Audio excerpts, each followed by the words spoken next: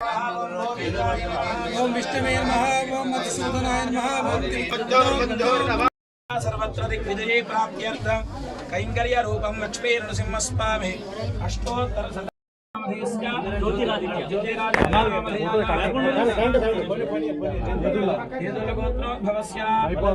ఈ పుల్లూరు బండ ఈ 93 ఎకరాలకు సంబంధించిన ఈ బండ కాకతీయుల సమయంలో అభివృద్ధి జరిగింది వారి రాజ్యంలో.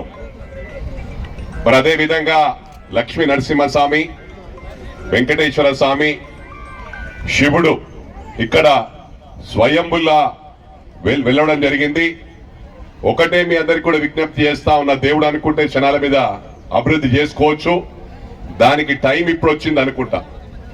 ఎందుకంటే గతంలో కూడా ఏ ముఖ్యమంత్రి కూడా ఏడుపాయల దుర్గమ్మను సందర్శించిన దాఖలాకు పోలేరు.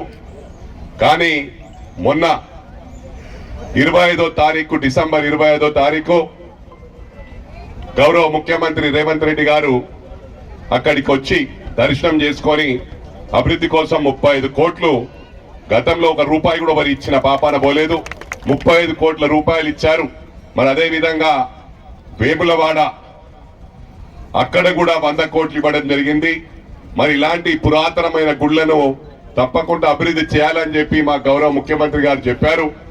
దీని గురించి, ఈ గుడి అభివృద్ధి గురించి ఆల్రెడీ పూజల హరికృష్ణ గారు ఫాలోఅప్ లో ఉన్నారు.